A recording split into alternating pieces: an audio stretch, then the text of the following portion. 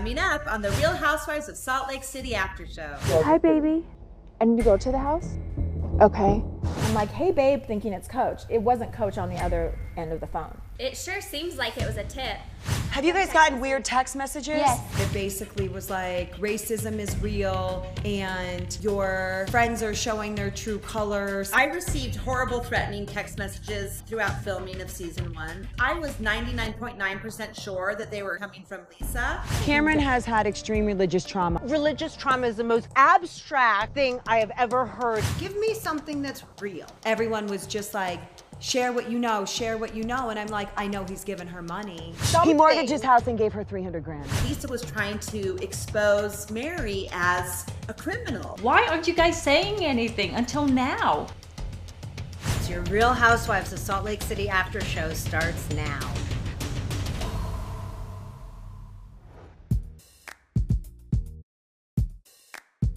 Around the fire and veil, Lisa, you start to open up about your friend Cameron's experiences with Mary, but some of the ladies get upset. Cameron has had extreme religious trauma being a member of her church, and he is no longer a member of her church. I am being told all these cryptic messages and nothing is clear. And I'm getting angry and upset. I didn't think that bringing Mary and her situation into this trip was something we need to discuss about, because the emotion was high. We're going to speculate and we're going to say things we don't mean and out of context. Well, I mean, Meredith and Mary become really close, and it's interesting to me because it's easy to find all this information on Jen. She's red flagged in the system of Louis Vuitton because she pays in cash. But it's like she's almost interested but not interested in any information on Mary. And with Cameron, the conversation didn't start with me. Whitney proceeded to say that she thinks Mary feels like she's God. The congregation believes that Mary is God. That is very clear. And then they all start saying like, hey, you know, like, this is a word my son uses a lot, bamboozle, don't bamboozle me. All of us had warning bells and red flags that went off within all of us, and we turned the other way because we didn't want to upset her. And then you're telling me that you have a friend who is a victim of our friend Mary, and we should talk about that. Everyone was just like, share what you know, share what you know. And I'm like, all I know is he's had spiritual trauma. And then people are like speaking facts. And I'm like, well, I know he's given her money. Give me a concrete example of something. He mortgaged his house and gave her 300 grand. I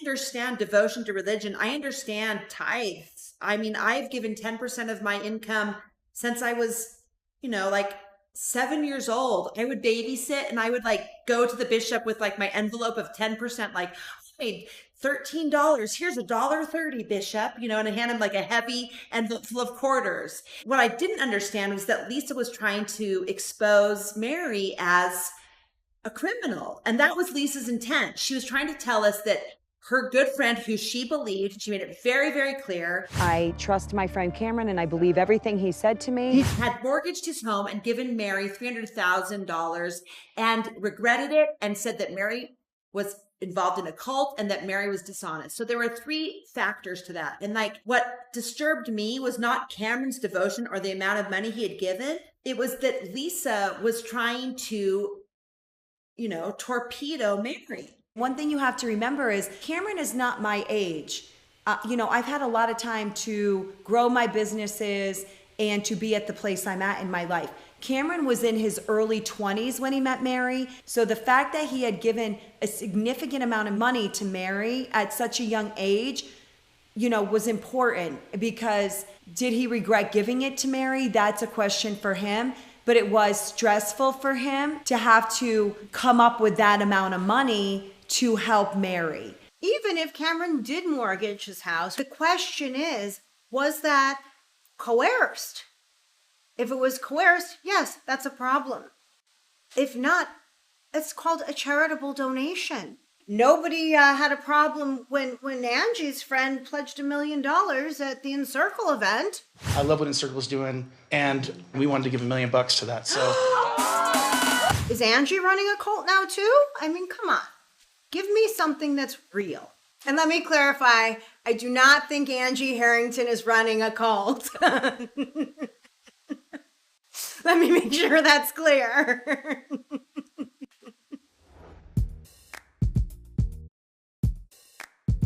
So at dinner, Lisa brings up a situation with Mary and an ex-member of her church, Cameron. Cameron has had extreme religious trauma being a member of her church, and he is no longer a member of her church.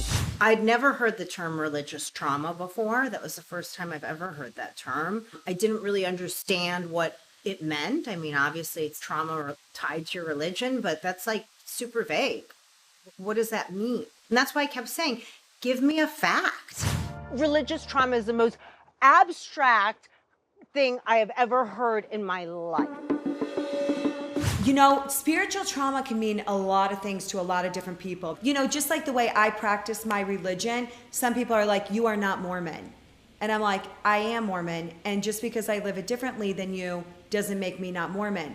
And I think with Cameron, when he's speaking of spiritual trauma, he had never gone into detail with his experiences with Mary. He's actually been like, you figure it out, have your own relationship with her.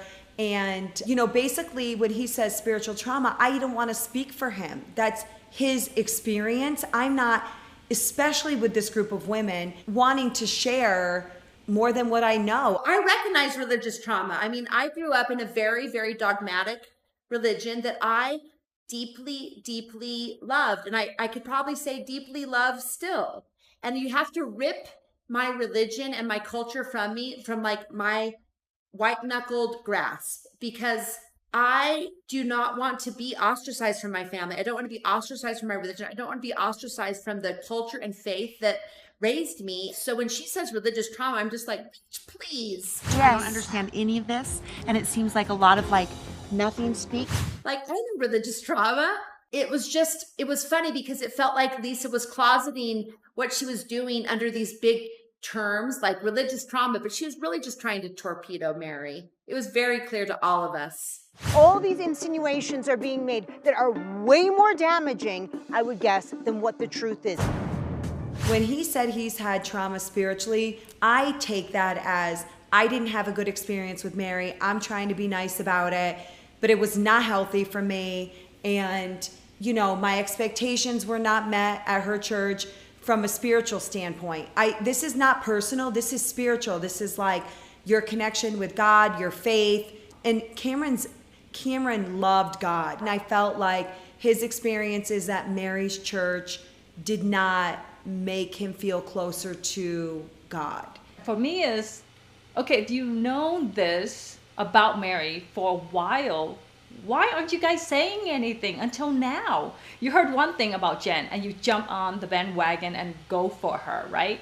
At what point you say enough is enough? I'm with her. But you know what you knew about Mary for a very long time. Why are you guys keeping quiet? I don't know, is it because they're afraid of Mary? They don't want to offend Mary, and it's because she's a woman of color. I don't know what the reason is. I just think we should treat everybody the same. I think for me, just like we give Jen grace, I know I've given Jen grace, and not really gotten into anything about Jen or tried to like find out information about Jen. For me, I was extending grace to Mary. Is Mary always kind? No. Is Mary always nice? No. You got two faces. You can act like this. I don't need hooligans.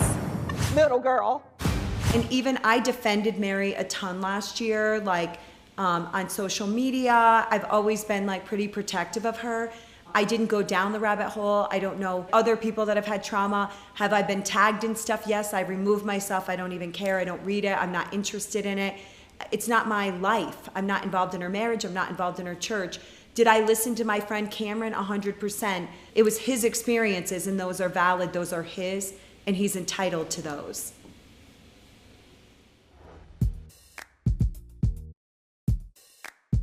What happened in the Beauty Lab parking lot shook everyone.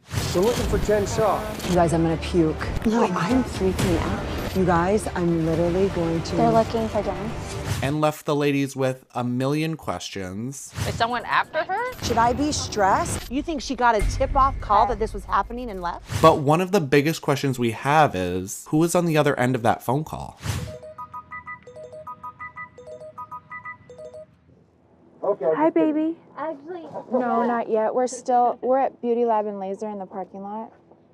I need to go to the house? Okay. Yeah, so We were on the bus in the parking lot of Beauty Lab and Laser, like getting ready to leave. I get a call from Coach Shah's phone number. So I answer it. I'm like, hey, babe. Okay. Hi, baby. I said that because it was Sharrieff's number calling me. It wasn't Coach on the other end of the phone. Coach, his GA, his general assistant, was the one that was on the phone. He told me, hey, you need get Omar and then come to the hospital because, you know, Coach wants you here. I need to go to the house? Okay. And I said, I'm on my way out of town. He's like, I know, that's why I'm calling you. If you haven't left yet, you need to come here. And so I was like, okay, something's really wrong, because Coach would never say, he knew I was leaving out of town. And that's when I looked at Whitney. I said, can you unmic me? There's a lot of chaos and noise going on the bus, and I'm like, I need to figure out what's going on. I just got a call from the hospital, and Sharrieff Senior's there, and he has internal bleeding. So I didn't really know what? I didn't know what was going on. I just knew I needed to go get Omar and go see Coach. I tried calling Sharrieff. My husband tried calling Sharrieff. I think some of the other girls did the same thing, and he didn't pick up. So there was a part of me that was like, okay, who called Jen? And what did they tell her? What's really happening here? And does Sharrieff even know? To elaborate about our husband, I didn't think that was cool. He had an appointment, and he has internal bleeding, and they're not sure if they're gonna need to do surgery, and I don't really know what's going on. You should never, tell us something about your family going through some difficulty, especially his health, to leave. Words have volition. If you say something negative about somebody's health, it will happen. I was so scared because I thought something's really wrong with Coach Shah.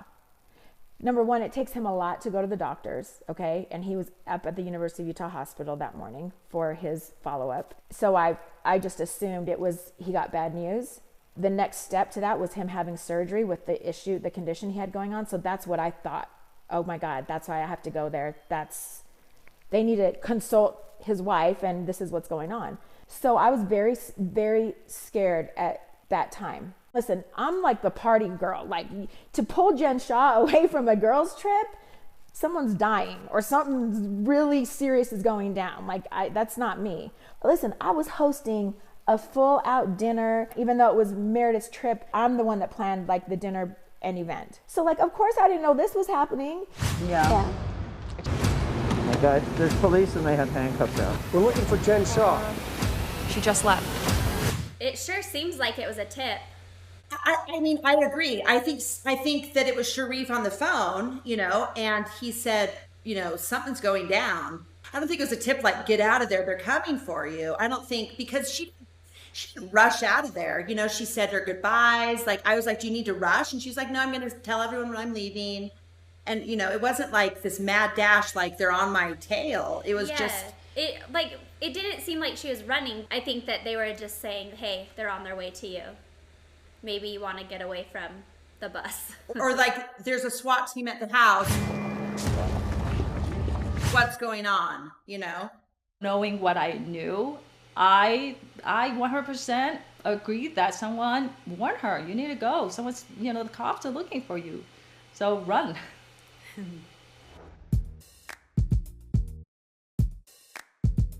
As you're sharing some red flags you have about Jen's lifestyle, She's red flagged in the system of Louis Vuitton. I have the video footage of them walking out with the bag and the video footage of him coming back the next day. Heather shares a red flag of her own. I ordered her an Uber from my house the other night and put her in it, physically put her in the Uber, sent her on her way, and then went to check on the progress of her trip, and she'd gotten out like a half mile away. None of us really knew where Jen lived anyway. She would talk about all these different homes, but, at this point, we all know that was not true.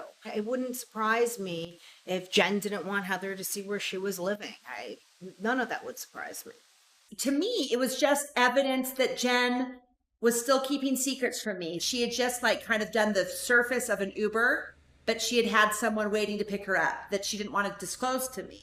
And I just assumed it was someone that she knew that I wouldn't approve of, or someone that would make me question her loyalty and her friendship. But when I brought it up, Lisa just took it to a whole other level. Oh God, Lisa. What? Lisa, what? What happened that night? I don't know what happened that night, but I just wanted to check with somebody and see if they met up with her. I think for me, I was like, that's the night Jen was texting me some not so nice stuff. So I was like, who was Jen with in the Uber? I didn't know who it was. You know, I didn't know her and Heather were that close again at that point. So I was like, wait, why were you even at Heather's house? And I thought it was a strange, like the whole thing was strange. For me is, okay, so she got off Uber. What's your point? Get to the point. I know that you don't want to say certain things that's out of line, but we're on this and she's not here and we need to know because we feel betrayed. Come on, guys. If you're going to be straightforward, then 100% be straightforward, right? I mean, there was a lot of stuff going through my head, Chris, at that time. There was a lot. And I just think she was meeting up with somebody other than her family. That was an interesting moment to watch Lisa turn on Jen. Oh my gosh, that was gut-wrenching. Lisa alluded to the fact that there may have been a boyfriend, and it was like... Well, she didn't allude to it. She like basically just was like, no, her boyfriend picked her up. And we're like, yeah, and it was just kind of a really uncomfortable situation because here we have this new hashtag that we're all trying to get used to, Janisa, Jen and Lisa. And now Lisa's turning on her. She's going left. She's not who I thought she is. And then I just feel like everything is a lie. You get it. I know. Lisa kept saying, is Jen even married? Is Jen even married? And we're like, I was like, are you asking me if Jen's married? Because like 50% of the reason that I'm friends with Jen is because of who she's married to. So this is a very, very ridiculous question for you to ask me. You know, I said what I said at that dinner. I felt what I felt at that dinner. I think we were all just processing what was literally, unless you've gone through it, you can't even understand it. It was traumatic. What does a boyfriend matter in a federal indictment? Right. And to me, I was just like, ain't no one getting a boyfriend when they got Coach Shah at home. So that did not hold water for me at all. And like, that was something out of left field. And I never, ever thought that Lisa would just up the ante like that. It was pretty horrible to watch. These are not normal circumstances. How we're going to react, when those reactions are going to happen. I didn't have any control over that. Like you were seeing us in our most raw, real state. My brain was just reeling like, what is real? What's not real? Do we really know Jen? You know, it was a lot. We were going through a lot during that time.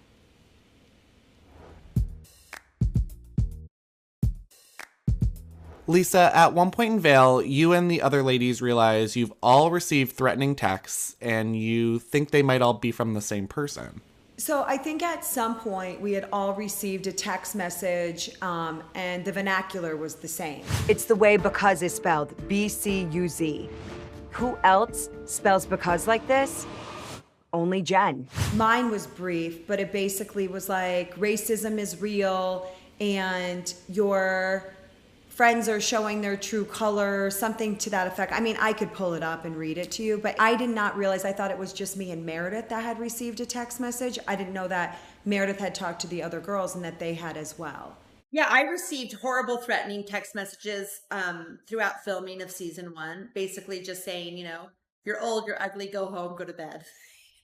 But they were more intimate than that. You know, they were much more scathing, and I had only shared those with Meredith. She didn't even share it with her cousin, you know? Pretty hurt. Because when Meredith was furthering her investigation, I thought it was pertinent. I hired a private investigator when this happened. My son was being threatened. Oh my And gosh. the investigator told me he thought it was extraordinarily likely that it was coming from Jen. You know, I didn't think it was from Jen. But then when everyone was like, it's from Jen, it's from Jen, I started to think like, did Jen really send me this? Because I had a great conversation with Jen earlier that day. Why would Jen send me this text message? It doesn't make sense to me. But then I started to question everything. We all feel betrayed. I feel like she has a double life. I was 99.9% sure that mine were coming from Lisa. I had confirmation from several people.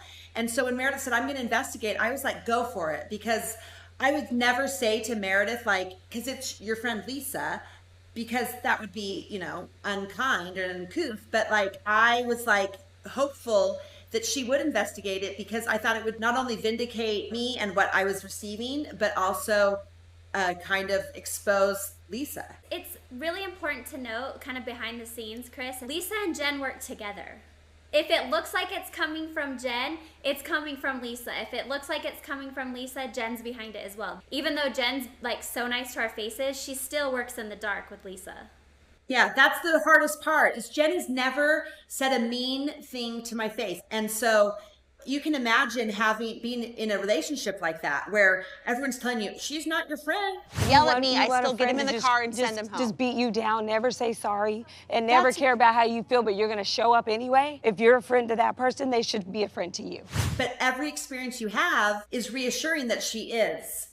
And so it's confusing and really, really hard to navigate. There were so many indications in the text messages I was receiving that they were coming from Lisa's camp that I never suspected really Jen. So That's not Jen's game. No, it is Jen's game, because I received DMs. Mine were never text messages. Mine were all through DMs, like trolls, and what I assumed were robots or just fake accounts. And I do know it was Jen, because one of them was created by her. Because now I'm going to give away my secrets to warfare.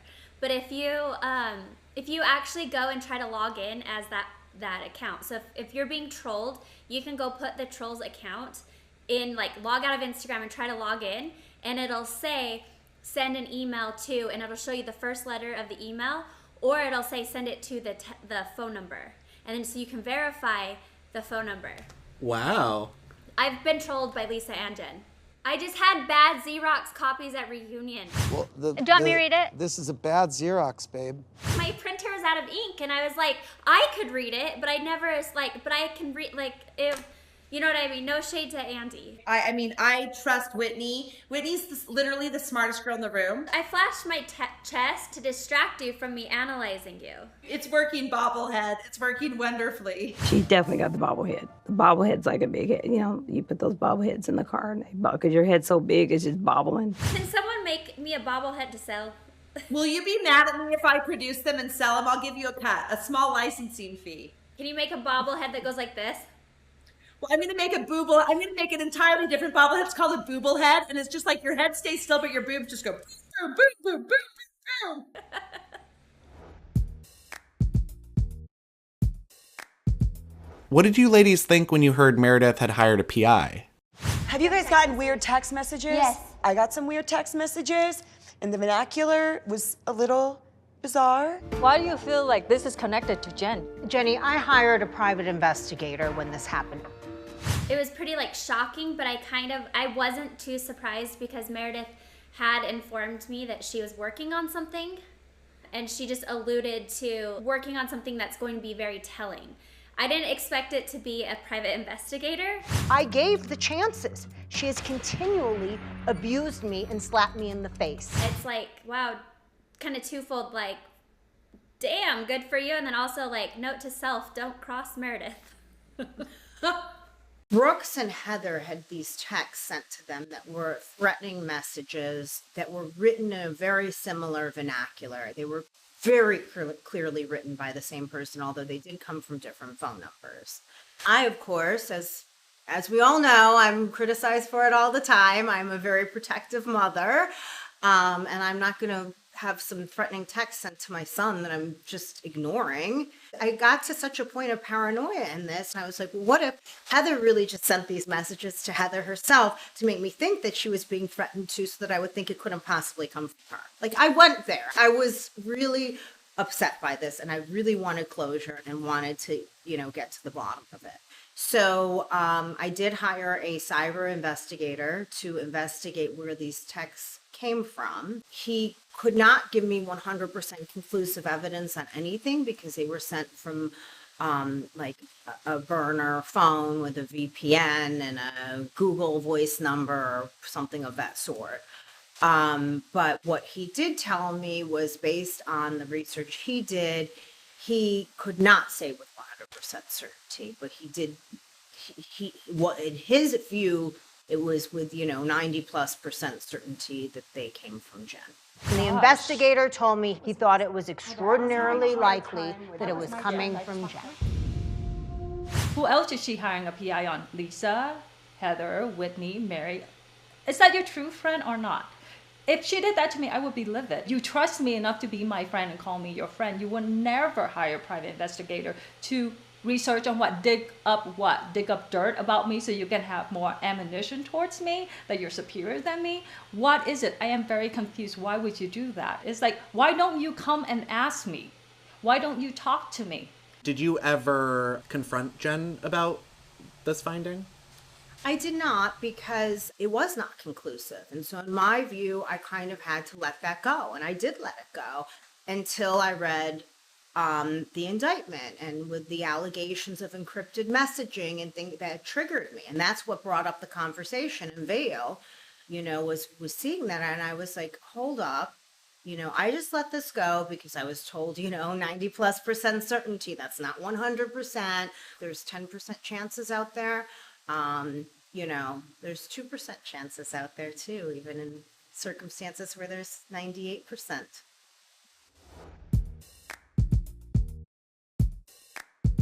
Whitney, going into Vail, you and Mary are in a rocky place. Do you care about me as a friend?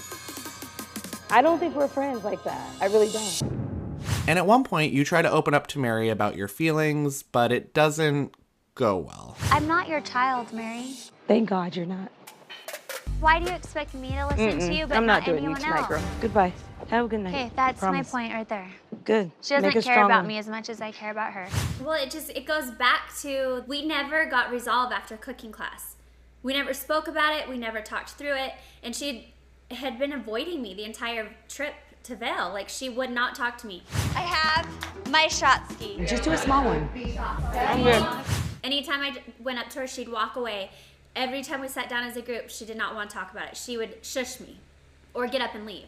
I think that I just got excommunicated from Mary's church. Nope, not to me, not tonight. If it doesn't go in the direction that Mary wants it to in that moment, she's not going to participate. There was a lot of drinking that went on that night. When you've had too much to drink, you're probably not going to be as reasonable. Your conversation may escalate a little faster, this, that, and the other. And I think in Mary's point, she was like, okay with having the conversation at some point in time, but didn't feel like this was the time. I think she felt that Whitney had had too much to drink, which of course, for the person on the other side, in this case, Whitney, you almost feel offended by that kind of a comment too, even if it's true, that's just sort of human nature. Like, what do you mean? Don't tell me when I've had too much to drink, And so I get that too. Again, we don't get any resolve.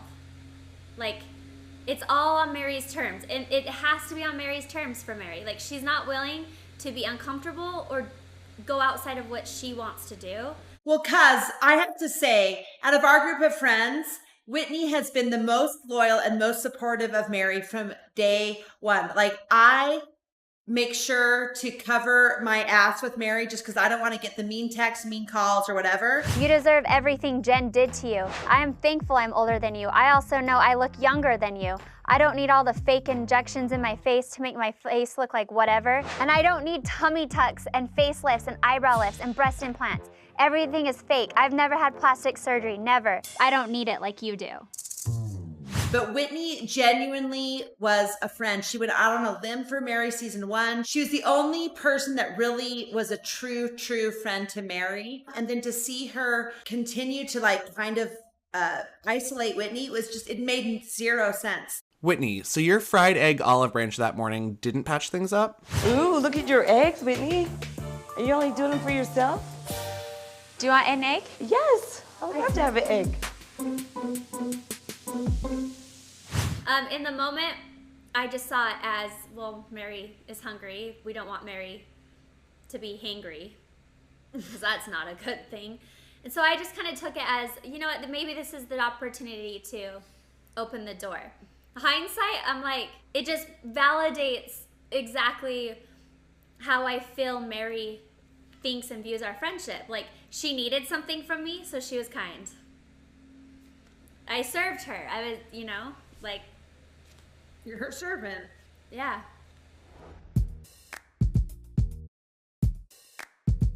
After airing all of these concerns in Vail, you let the ladies know exactly where you stand with Jen. I have been extraordinarily tolerant. I have been above and beyond giving the benefit of the doubt. It is finished. How did you get to this point?